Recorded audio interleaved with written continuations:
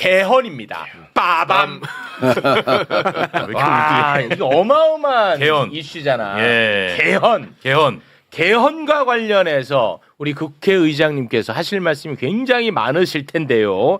일단 이재명 대통령이 어제 국무회의에서 개헌과 관련해서 이야기를 한 부분이 있거든요. 예. 그거를 보고 와서 개헌과 관련된 이야기 이어가 보도록 하겠습니다. 함께 보시죠. 국회가 개헌안을 발의했습니다. 현행 헌법이 만들어진 지 40년 가까이 지나면서 변화된 사회상을 제대로 반영한 개헌 필요성에 모든 국민들이 공감하고 계십니다. 하지만 그간의 개헌 논의는 여러 정치적, 사회적 이견 때문에 계속 좌초되어 왔습니다. 현재 상황에서 모든 사안을 한꺼번에 해결하자는 것은 결국 같은 실패를 반복하자는 것과 다름없습니다. 그렇기 때문에 이미 국민적 공감대가 충분히 이루어진 구체적 사안들부터 부분적이고 단계적으로 개헌을 추진하는 것이 순리일 것입니다. 5.18 민주화 운동이나 또 부마 항쟁을 헌법 전문에 반영하는 것은 여야 간의 이견이 없고 또 제1야당인 국민의힘조차 그간 수차례 명시적으로 헌법 전문에 반영하자고 주장해 왔습니다. 계엄 요건을 강화하는 헌법 개정에 대해서도 이견이 없을 것입니다. 지방자치 강화 부분도 역시 마찬가지로 이견이 없고 특별히 이해관계가 충돌할 가능성이 없습니다. 이렇게 명시적으로 모든 정치 세력들이 동의했던 사안들, 이런 사안들에 대해서는 이번 지방선거에 지금해서 동시에 개헌을 얼마든지 할 수 있을 것으로 보여집니다. 네. 매불쇼에서는 개헌 이슈를 오늘 처음 다루는 거기 때문에 우리 국회의장님께서는 오래 준비를 해오시지 않았겠습니까? 네. 저희에게 좀 말씀을 부탁드리겠습니다. 그동안 개헌 논의. 그렇습니다. 개헌 논의 과정을. 네, 이재명 대통령께서도 당 대표 시절에 재헌절 때 개헌의 필요성을 네. 페이스북에다 글도 쓰고 그러셨는데, 네. 저도 국회의장이 되고 그러니까 24년 7월 17일 재헌절 날 그때는 윤석열 정권 때죠. 그때 이제 개헌을 제안을 했어요. 그런데 윤석열 정권에서는 그 개헌 제안에 대해서 완전히 다 무시를 했죠. 제가 통화를 한번 하려고 했는데 전화번호를 가지고 확인해서 통화하려고 그랬는데 그쪽에서 윤석열 대통령 전화번호 알려달라는 국회의장 측의 요구에 대해서 알 필요 없다 이래가지고 통화도 못하고 와. 그랬던 적이 있어요. 진짜 무례하다.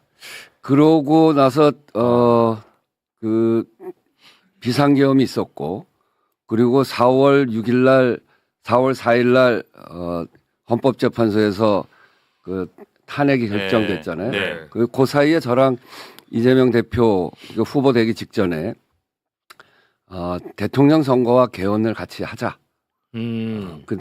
그때가 좋겠다. 그래서 그런 이야기들을 서로 많이 나누고 제가 4월 6일 날 한번 개헌을 제안했다가 네. 지금은 내란 극복이 먼저다라고 그렇습니다. 하는 예. 국민들의 요구가 그렇습니다. 워낙 강하셔서 제가 그때는 욕을 이제 바가지로 했습니다. 네, 하지 못했죠. 그러고 나서 그 이후에 5월 18일 날 대통령께서 개헌 공약을 발표하셨어요. 예. 5.18 묘역에 가서. 예. 근데 그 전에 저하고도 좀 상의를 했었고, 그리고 개헌 공약을 발표했고, 그러고 나서 대통령 취임하시고 7월 17일, 그러니까 작년 7월 17일 날 제가 다시 개헌의 필요성을 이야기하면서 그러면서 그때 생각이 이거 한꺼번에 다 하는 개헌은 안 되겠다. 이런 네. 개헌은 어렵겠다. 예. 워낙 개헌의 내용들이 많고 그리고 대립하고 있는 세력들, 그러니까 개헌 내용을 가지고 서로 갈등하고 있는 부분들이 굉장히 많기 너무 때문에 많죠. 전면 개헌은 어렵겠다 이렇게 생각을 해서 네. 그때 작년 7월 17일 날 얘기한 거는 합의할 수 있는 만큼 단계적으로 하자. 네. 그리고 이 개헌은 38년 됐는데 정말 38년 전에 그 헌법 내용은 국민의 기본권이나 이런 것들로 볼 때 지금 낡은 부분이 있기 때문에 그렇겠죠. 미래로 가기 위해서는 고쳐야 된다. 그렇지만 다 하지 말고 단계적으로 하자. 이런 제안을 했어요. 예. 네. 그러고 나서 2달 후에 9월 17일 이재명 대통령이 국정과제를 발표하면서 1호 국정과제로 개헌을 그 정해서 발표를 하셨고 1호 국정과제. 예.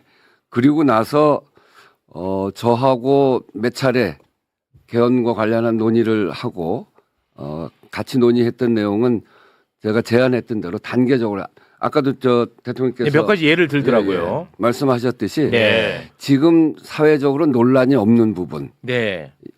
그 모든 정치 세력과 모든 국민들이 동의할 수 있는 부분 먼저 하고 예. 그렇게 단계적으로 하자. 네. 이렇게 그런 이야기를 저랑 이제 나누게 되면서 그래서 개헌을 국회에서도 본격적으로 추진하게 되고 그래서 우선 했던 게 지난 3월 1일 날 국민투표법을 먼저 개정을 해야 됩니다. 아. 그러니까 이 개헌을 하려면 국민투표를 해야 되지 않습니까? 그렇습니다. 근데 이 개헌 국민투표만 했다가는 잘못하면 지방선거 같은 경우에 투표율이 50%안 되는 경우가 많아요. 자기 동네 사람들 뽑는 그런 투표인데도. 그럼 개헌이 좀 무산될 수 있으니까. 그래서 50%가 안 되면 개헌이 무산되기 때문에. 이제 말 끊어서 죄송한데 요런 이제 또 무지한 애들은 무슨 말인지를 지금 못 알아들을 수 있어서 제가 잠깐 요거 정리 좀 하고 예. 바로 국민투표법 개정안에 대한 설명하시면 됩니다. 이따가. 네.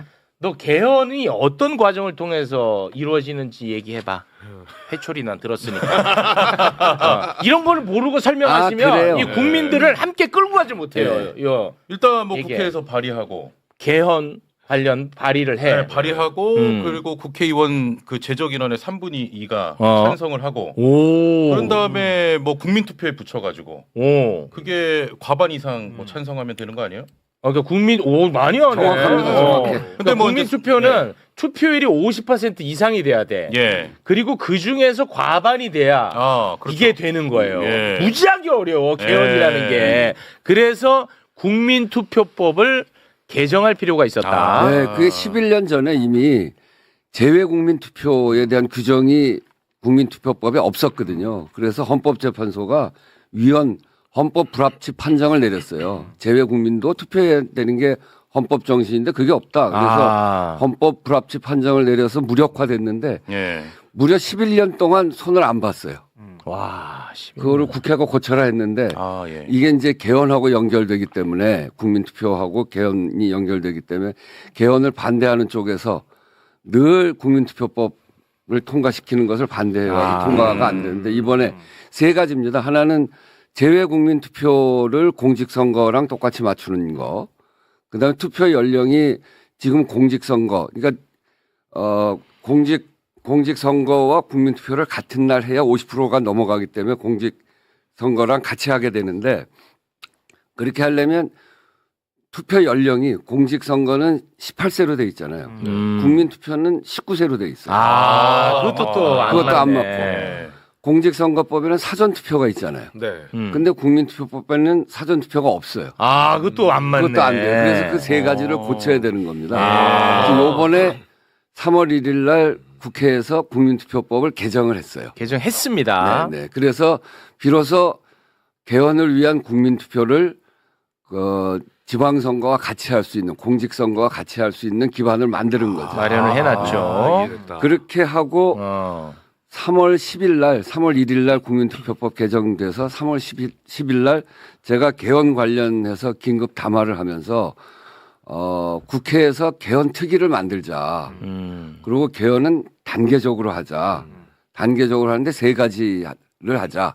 하나는 5.18을 그 헌법 전문에 넣고 5.18 정신. 네. 두 번째는 지난번 불법 비상계엄을 겪으면서 우리가 아주 그냥 크게 깨달았던 국회에서 이 비상계엄 통제권을 강화하자.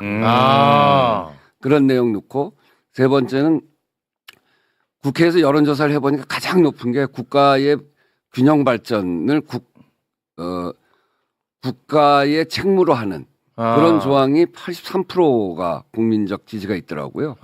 지역 그래서- 균형 발전. 네, 그래서 지역 균형 발전 이 세 가지 세 가지를 기본으로 해서 개헌 특위에서 논의하자 이렇게 제안을 했죠. 네. 그리고 그거를 3월 17일까지 답을 달라. 개헌 특위를 구성하는 것을. 네. 그런데 3월 17일까지 국민의힘에서 대답을 안 해서 그 이틀 후인 3월 19일 날 국민의힘을 제외하고 개헌에 동의하는 6개 정당이 모여서 1차 개헌 관련 그 재정당 협의를 시작을 했습니다.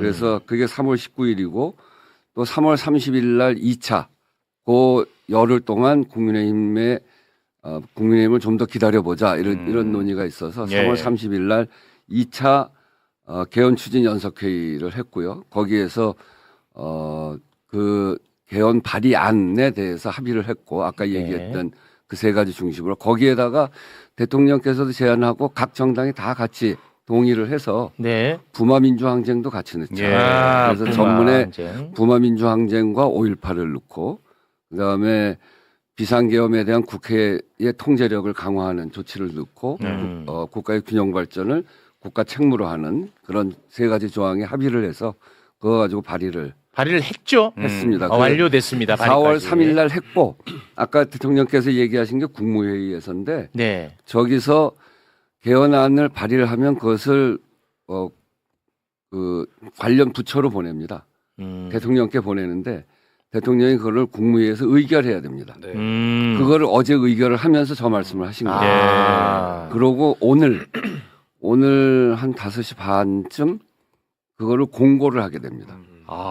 대통령께서 국회에서 발의된 개헌안을 국무회의에서 의결해서 오늘 공고하면 20일을 공고를 해야 됩니다. 네. 그래서 오늘 좀 후에 한 5시 반이나 6시쯤 공고를 하게 될 거고요. 예. 네. 그렇게 되면 그 다음에는 그 다음 진행은 이제 그 국회에서 표결을 하는데 네. 표결하고 나서 30일 이내에 마지막 수요일 날 표결을 국민투표를 하게 돼 국민투표를 하게 돼 있습니다. 있어. 30일 그게 6월 3일 지방선거랑 맞추려면 5월 4일에서 10일 사이에 국회에서 의결을 해야 됩니다. 야, 시간이 없네. 뭐 아직 한 달 남아 있는 거죠. 네. 지금 그 댓글에서 개헌 관련 이제 내용에 대해서 뭐 여러 가지 말씀들을 많이 하고 계십니다. 네. 뭐 내각제에 대한 우려도 하고 계시고 그러는데 여러분 이 이야기는 할 필요가 없어요. 지금 말씀을 해주시지 않았습니까? 정해졌어. 단계적으로 5.18 정신, 예. 붕화항쟁 정신을 전문에 담는 것, 네. 그리고 계엄의 요건을 강화하는 것. 네. 다시 말해 윤석열 같은 애가 나타나서 그렇죠. 계엄을 선포해. 네. 근데 48시간 이내에 국회 승인을 받지 못하잖아. 그러면 자동으로 이거는 그냥 소멸되게끔. 소멸되는 겁니다. 네. 맞죠? 네. 이거 참 잘하셨네. 우리가 그때 얼마나 맘 졸이고 제가 의장님 욕 얼마나 많이 했습니까? 빨리 좀 하라고. 네. 그러니까 지금은 헌법에 국회가 해제권만 가지고 있어요. 그러니까요. 그러면 국회에서 해제를 의결하면 대통령이 해제하게 돼 있어요. 네. 그러니까 해제하는 것도 대통령 권한이에요. 네. 지난번에 그래서 해제권만 갖고 있으니까 봉쇄를 해버리잖아. 윤석열 대통령이 국회를 봉쇄하잖아요. 해제 그렇지. 못하게 하려고. 봉쇄를 네. 해버리잖아. 그러고 국회의장 잡아라. 뭐 당대표 잡아라. 네. 그래서 주요한 정치인들 체포하고. 예. 그렇습니다. 그게 이제 해제를 못하게 하려고 본회의를 못 열게 하려고 하는 거거든요. 그래서 그렇습니다. 그렇게 하지 말고 아예 헌법에다가 다시는 불법 비상계엄을 못하게 해야 되니까 국회에서 승인을 받지 못하면 그렇지. 즉시 통과하고 국회에서 승인을 받지 못하면 해제될 부결이 되면 즉시 해제고 그리고 국회를 만약에 봉쇄한다. 즉각 해제를 못하게 하려고 봉쇄한다 그러면 48시간 동안 안에 승인을 받지 못하면 자동 해제고 네. 무효되는 거죠. 그리고 또 하나는 그때 1시 1분에 국회에서 그 해제 요구 의결을 했는데 4시 반에 3시간 반이나 끌었잖아요. 맞아요. 맞아요. 국무회의. 예. 그 시간 동안 저는 국회의장석에 앉아서 이거 안 하면 어떡하지? 속으로 그 걱정을 굉장히 많이 했어요. 그 시간에 우리 의장님 공간에 개헌군들 갔었잖아요. 그러게. 예. 그리고 이제 국회의원들이 그 5분 자유 발언 같은 거 하자 막 그랬는데 하다가 무슨 소리 나올까? 혹시 거기에 자극받아서 해제를 안 하면 어쩔까? 그래서 그것도 제가 하지 말자. 의장님 진짜 그냥 조용히 진행 너무 그냥 잘하셨다니까. 조용히 있자 우리 조용히 그냥 기다리자. 그래서 의장님 오히려 자극될 수도 있으니까. 예, 그래서 의장님 진짜. 그 본회의를 정회도 안 하고 그냥 기다렸죠. 예. 근데 4시 반에 해제해놓고 그것도 통고를 해야 되는데 통고도 안 해줘가지고 안 했잖아요. 제가 5시 50분, 58분인가 그때 국무총리하고 한덕수 국무총리하고 통화를 해서 확인할 때까지 확인을 못해서 그때까지 있었던 거죠. 네. 그래서 그 얘기는 뭐냐면 아니 대통령이 비상계엄을 선언했는데 불법 비상계엄을 했는데 대통령이 해제하는 권한을 최종 권한을 갖고 있는 게 안 되겠다. 그래서 국회에서 해제 의결을 하면 즉시 해제되는 것으로. 그 즉시. 예, 그 즉시. 국무회에 가고 자시고 할 거 없이. 그것도 헌법 개정 사항입니까? 요건 개정 사항. 아니 근데 의장님 지금 여론이요. 아이고 생각지 못한 쪽으로 지금 흘러가고 있습니다. 48시간이면 이미 나라가 망하고도 남는 시간이다.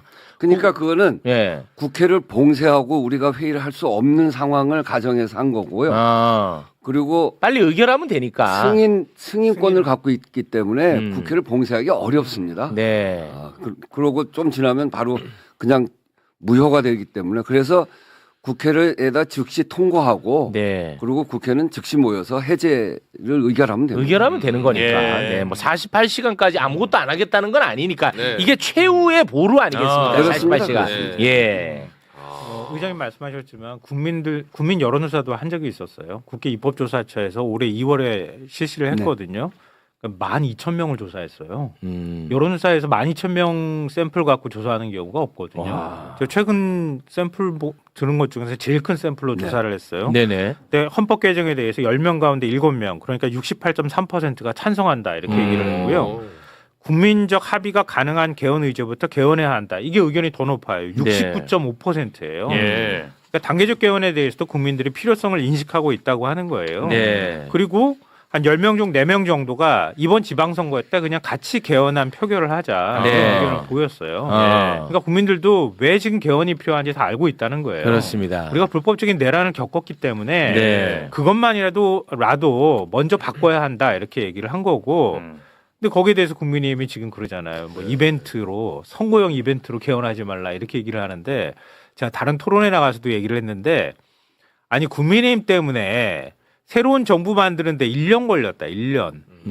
아니 국회의장이 혼자 개헌하는 것도 아니고 시간이 이렇게 허비해가지고 개헌 서두르는 상황이고 헌법 개정 특위는 이미 이전부터 돌아갔잖아요. 네.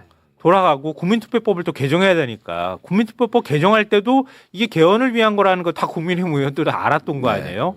근데 뭐 난데없이 개헌을 얘기하는 거라고 얘기를 하냐. 바로 이제 그 부분이 제가 좀 걱정스러운 부분인데 결국은 이제 국회 본회의를 통과하려면 뭐 그냥 약 한 200표 정도가 나와야 되는데 그렇습니다. 그게 그 지금 언론 보도상으로만 보면은 그게 아주 뭐 간단치는 않아 보이거든요. 네, 국민의힘에서 지금 당론으로 반대합니다. 그래서 쉬워 보이지 않긴 하는데 예, 쉽지 않을 한 것 달 같아. 남아 있잖아요. 근데 이 개헌안을 보면 네. 국민의힘도 반대할 이유가 전혀 없어요. 없어요. 안은. 5.18을 헌법 전문에 넣자 하는 것도 네. 국민의힘에서 이미 다 다 이야기한 이야기한 것이고 부분이에요. 불법 비상계엄에 대해서 이미 사과를 했던 부분이고 그래서 이 불법 비상계엄을 못하게 하는 거에 대해서 반대할 이유가 없죠. 그렇죠. 그리고 지난번에 절윤 선언 같은 것도 했잖아요. 애매하긴 했지만. 좀 네. 애매하긴 했지만 그래도 대다수의 국민의힘 의원들도 그런 의견을 가지고 있어요. 네. 그렇기 때문에 이 개헌 내용에 대해서 반대할 내용이 하나도 없습니다. 없습니다. 그리고 이 개헌의 필요성은 아까도 그 여론조사에서도 봤듯이 국민의 한 70% 정도가 이제 개헌이 필요하다. 네. 이렇게 느끼고 있어요. 그렇습니다. 38년, 지금 39년 됐는데 이 모든 법률의 기초가 되는 게 헌법인데 네. 헌법이 어떤 정신을 갖고 있느냐가 중요하지 않습니까? 그렇죠. 39년 전은 어떤 시대냐면 한 명씩만 더 나와도 삼천리는 1,000만 원 할 때입니다.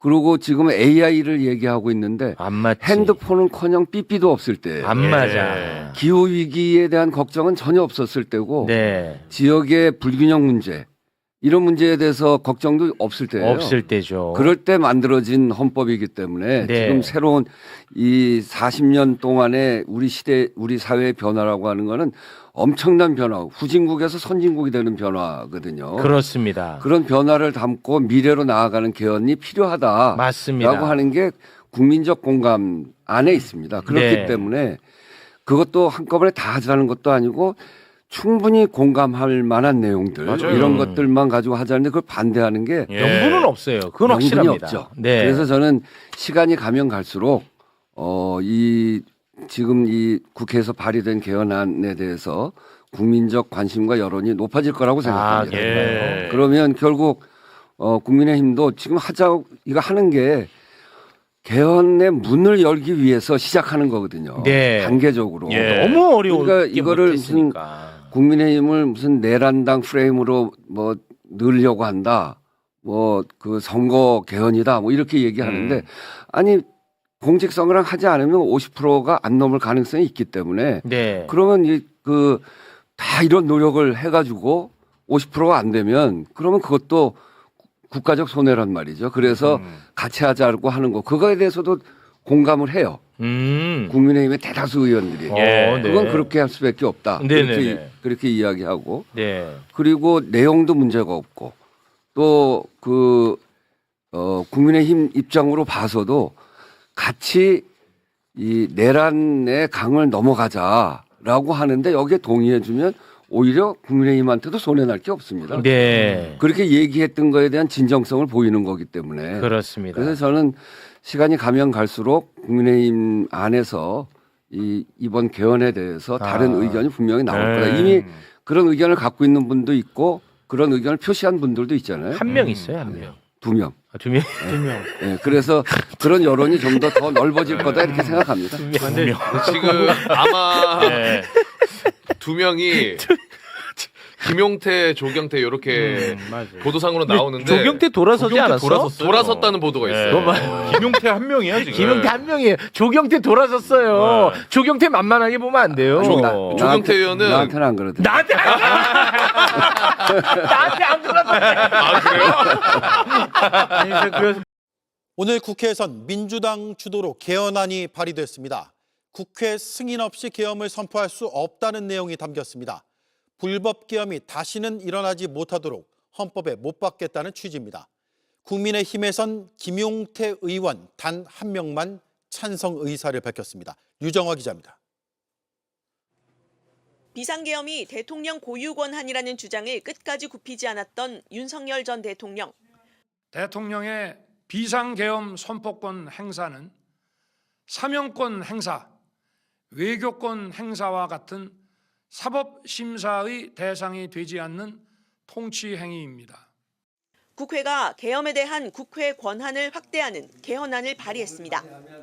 계엄 선포 시 국회 승인을 받도록 하고 부결되거나 48시간 내에 승인이 이루어지지 않으면 계엄을 무효화하는 내용이 포함됐습니다. 5.18 민주화운동과 부마 민주항쟁을 헌법 전문에 수록하고 지역 균형 발전을 강화하도록 조항을 개정했습니다. 더불어민주당과 국민의힘을 제외한 5개 야당 의원 전원이 개헌안에 이름을 올렸습니다. 사회적으로 다 합의가 돼 있는 그런 내용이고 지난 비상계엄을 거치면서 민주주의 방벽을 세우는 최소한의 개헌이라고 생각하고 개헌안은 6.3 지방선거 때 국민투표에 붙인다는 계획인데 앞서 이재명 대통령도 힘을 실었습니다. 헌법은 좀 시대 상황에 맞추어서 유연하게 좀 정리될 필요가 있는데 우리 헌법이 너무 오래됐습니다. 이번 기회에 할 수 있는 범위 내에서 조금이라도 좀 해나가면 좋겠다는. 5월 10일 전에 국회 재적의원의 3분의 2, 197명 이상의 찬성을 얻으면 6월 국민투표가 가능해집니다. 국민의힘 내에서 최소 10명의 이탈표가 나와야 하는데 현재로선 유일하게 김용태 의원이 찬성 입장을 밝혔습니다. 김 의원은 당 지도부의 개헌 반대는 저륜 결의문을 무효화하는 것이라고 했습니다. 지방의 성장에 불씨를 놓아야 합니다. 수도권, 비수도권 인구 격차가 지난해 처음 100만 명을 넘었습니다. 혁신산업 일자리 3분의 2가 수도권, 지난 20년간 증가량의 68%를 수도권이 점유했습니다. 생산성 격차도 더 커졌습니다. 인구 감소와 산업 기반 약화가 세수 감소로 이어지며 지방을 점점 더 가난하게 만들고 있습니다. 지방 청년들이 고향을 떠나는 가장 큰 이유는 괜찮은 직장이 없어서입니다. 인프라보다 일자리, 지역 간 생산성 격차를 줄여야 합니다. 지방의 산업이 살고 지방 기업이 성장할 수 있는 환경이 매우 중요합니다. 국회의장은 그간 자문기구를 통해 지역투자공사 설립과 지역 재투자기금 설치, 차등 공동법인세 도입 등을 중점 과제로 제안했습니다. 지역에서 생산되는 에너지가 지역 발전에 도움이 되는 방안도 적극 검토할 필요가 있습니다.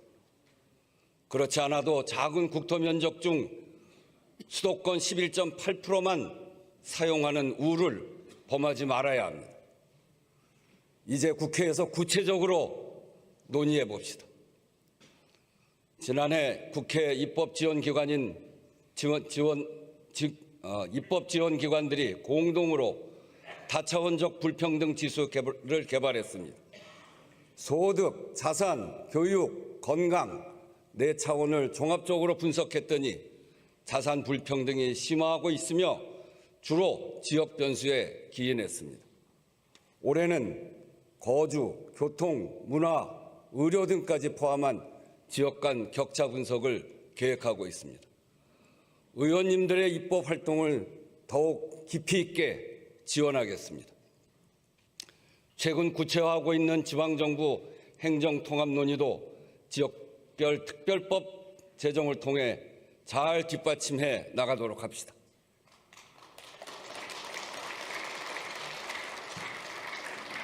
셋째, 기술 혁신의 속도만큼 사회 안전망 강화 속도를 올려야 합니다. 지난달 AI 기본법이 세계 최초로 시행되었습니다. 우리 AI 산업의 경쟁력을 높이고 글로벌 거버넌스 주도권을 확보하기 위해 여야 합의로 통과시킨 법입니다. 한국형 AI 생태계의 법적 기반을 완성하는 후속 입법, 유관 기관의 AI 활동을 위한 입법에도 힘을 모아 추진해 나가야 합니다.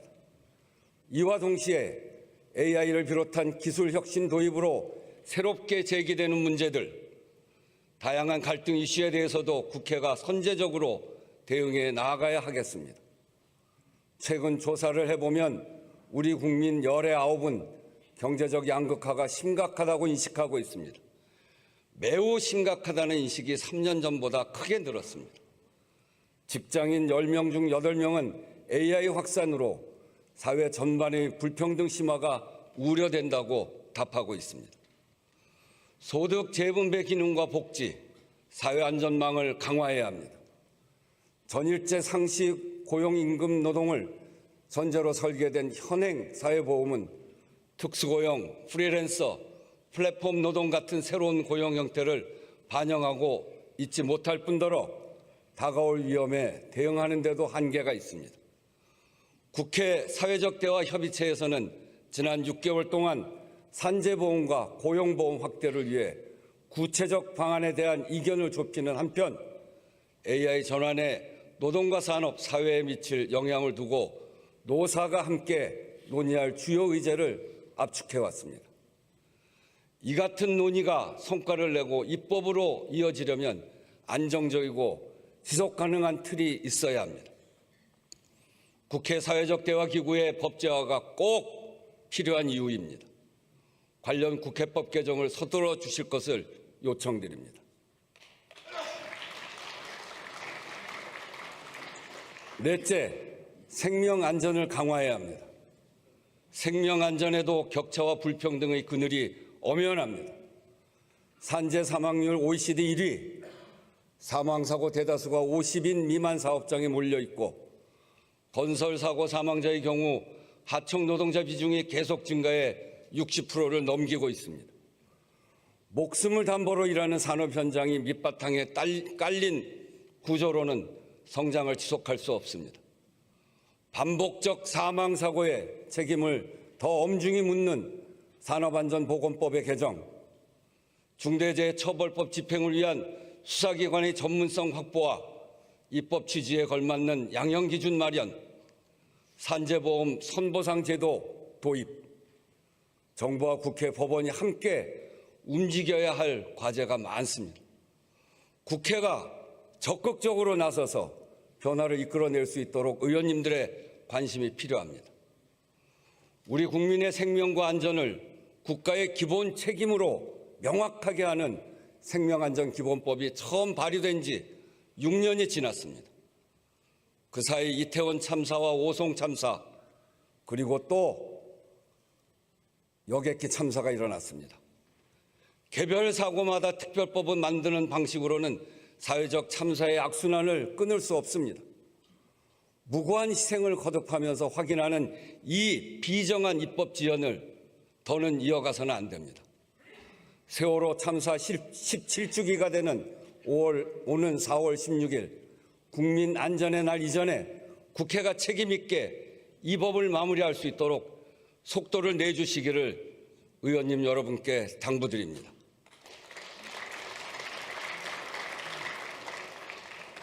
존경하는 의원 여러분, 이번 2월 임시회에서 반드시 해야 할 일이 있습니다. 국민투표법 개정을 더는 미루지 맙시다. 국회 의무 불이행으로 국민 참정권을 구체화하는 법률의 공백 상태가 올해로 11년째입니다.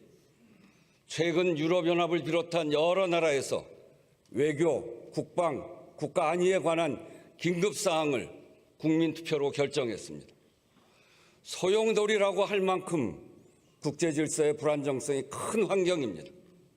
안으로도 전환기적 변화를 만들어 가야 합니다. 그러나 지금은 국가 주요 정책에 관한 신속한 국민적 합의 절차가 필요해도 국민투표가 불가능합니다.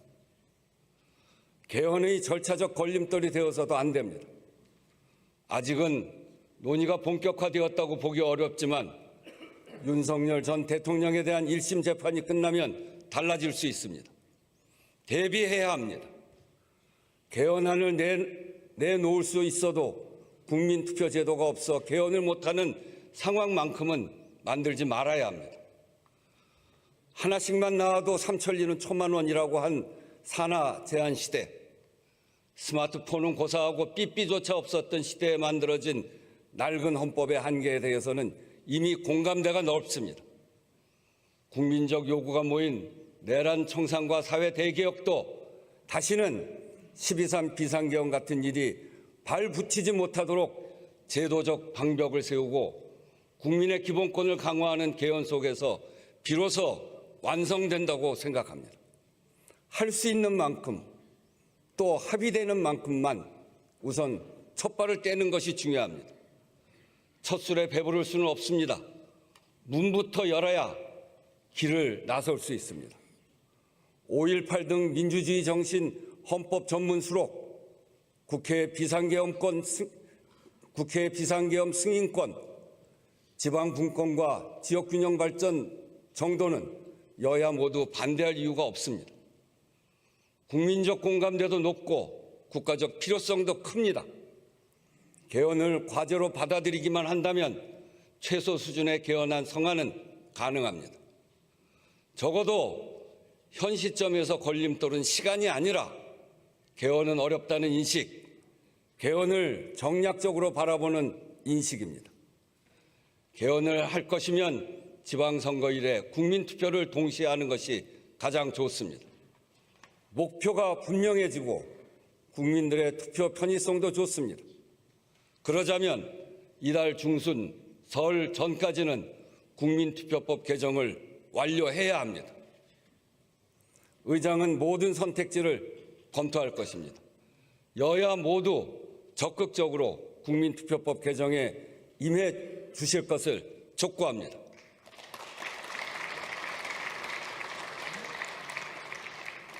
국회 개혁에도 뜻을 모읍시다. 국회 운영의 비효율성, 비생산성은 사회적 비용을 증가시킵니다. 시대와 발맞추지 못하는 문화는 조직 전체의 역량과 신뢰를 약화시킵니다. 국회 스스로 변화와 혁신의 걸음을 재촉해야 합니다. 국회개혁자문위원회에서 제출한 권고안을 여야 정당에 전해드리고 있습니다. 국회 운영과 입법, 규범과 문화를 아우르는 과제입니다. 추진 절차와 그에 따른 적용 시기에 차이가 있겠습니다만 국회 윤리특위 상설하는 후반기 원구성부터는 반드시 적용되기를 바랍니다. 2018년 비상설특위 전환 후 구성 지연과 징계안 심사의 장기 표류가 반복되었습니다. 우리 22대 국회도 지금까지 윤리특위를 구성하지 못했습니다. 국민들 보시기에 부끄러운 일입니다. 윤리특위를 상설화해 국회 윤리 문제를 국민 눈높이에서 다루고 신뢰를 회복할 수 있도록 적극적인 협조를 당부드립니다. 오는 4월 국회 기록원이 개원합니다. 40년이라는 긴 세월 동안 낡아버린 헌법의 틀을 이제는 과감히 깨부수어야 한다고 선언했습니다. 이재명 대통령은 여야가 이미 합의한 사안부터 차근차근 고쳐나가는 단계적 개헌이야말로 해묵은 정치적 갈등을 끝낼 유일한 열쇠임을 확인해 준 거죠. 5.18 정신을 헌법에 새기고 개헌 요건을 강화하자는 이 당연한 요구 앞에 더 이상 무슨 핑계가 필요하겠습니까? 기득권의 계산기를 두드리기보다 오직 국민의 미래만을 바라보며 초당적으로 손을 잡아야 한다는 호소는 우리 가슴을 울리기에 충분했습니다. 변화를 향한 거대한 민심의 물결을 그 어떤 정치적 정략도 결코 막아서지 못한다는 사실을 이번 제안으로 증명하고야 말았습니다.